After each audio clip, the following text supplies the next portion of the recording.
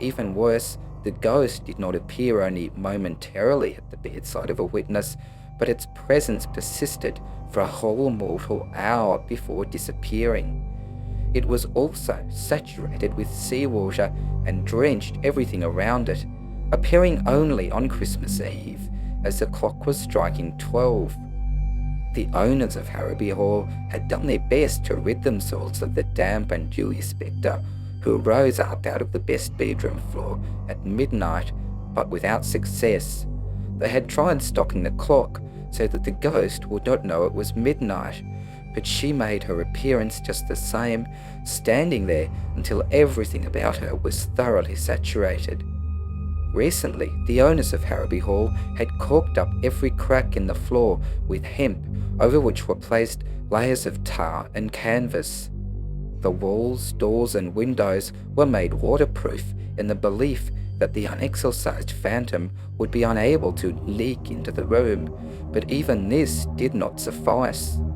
The following Christmas Eve, she appeared as promptly as before, frightening the occupant of the room out of his senses by sitting alongside him and gazing with her cavernous blue eyes into his.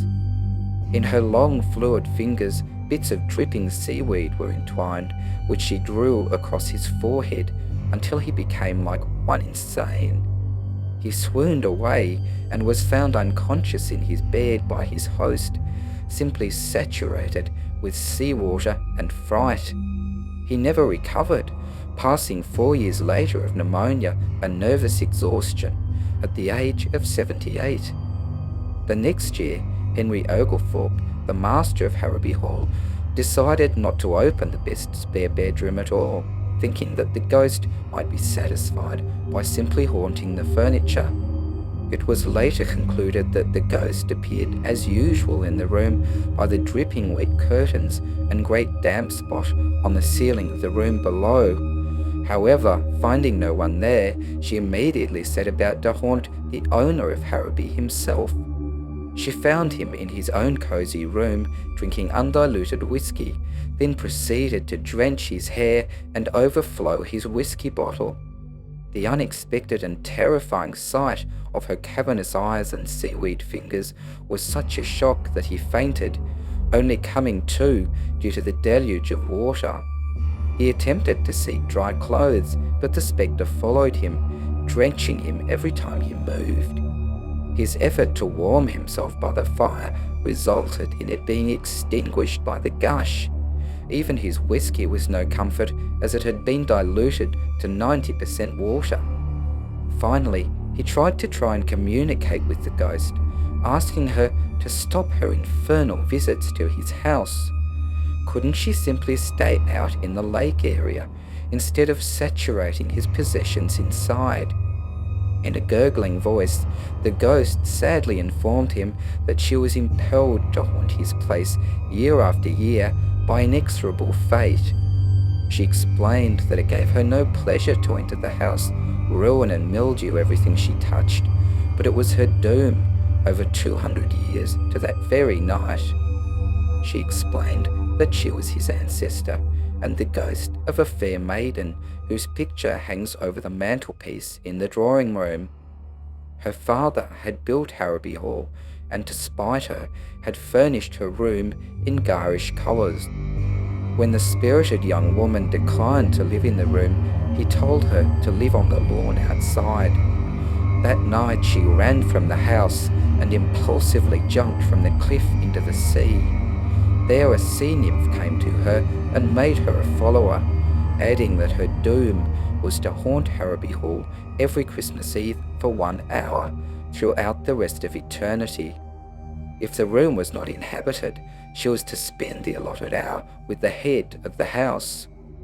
Oglethorpe immediately stated that he would sell the house, but the ghost replied that she was also required to appear to any purchaser as the deeds were being delivered and divulge the awful secret of the house. A year later, Oglethorpe was in his grave, having never recovered from the cold he contracted that night. With Harrowby Hall closed, the apparition appeared to his son and heir in London, ruining everything in his rooms. His clocks were rusted throughout, and a collection of watercolour paintings entirely obliterated by the onslaught of the water ghost.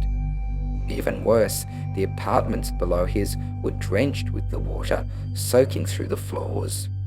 He was compelled to pay for the damage, and his landlady requested him to vacate the premises immediately. The story of his family's visitation spread, and his social life declined.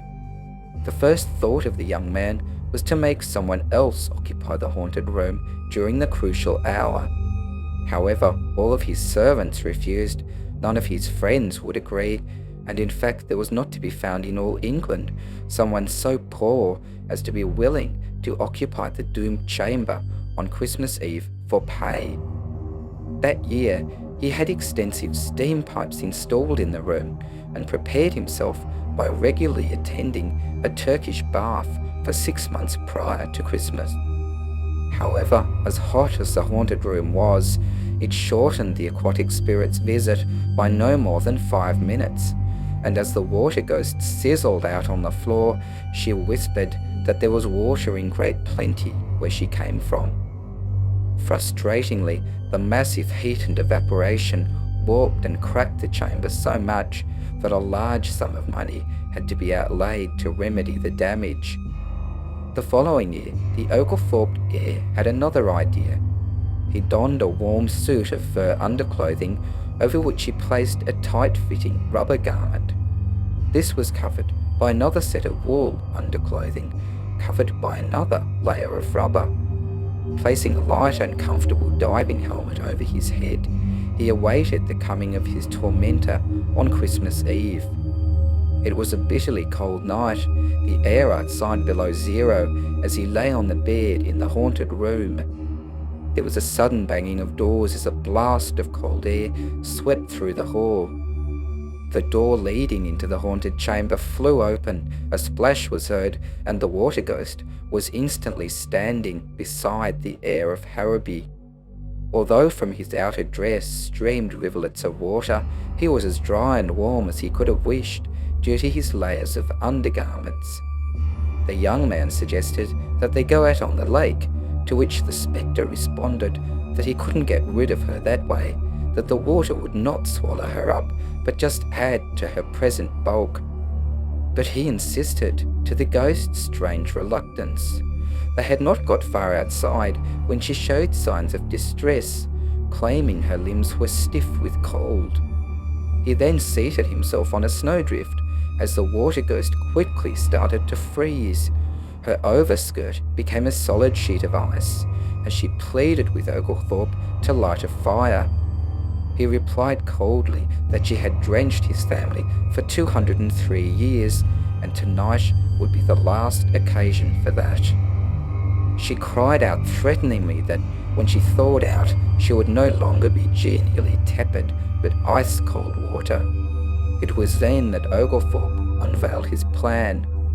When the water ghost was frozen solid, he would be sending her to a cold storage warehouse to remain an icy work of art forevermore. The warehouse would never burn down, as some do, as it was made of asbestos with fireproof walls. As the water ghost tried to plead further with Oglethorpe, the words froze on her lips and the clock struck 1. The moon shone down on the rigid figure of a beautiful woman sculpted in clear, transparent ice. There stood the ghost of Harrowby Hall, conquered by the cold and a prisoner for all time, and which still stands today in a large storage house in London. Never again would the spectre flood the house of Oglethorpe with woe and seawater.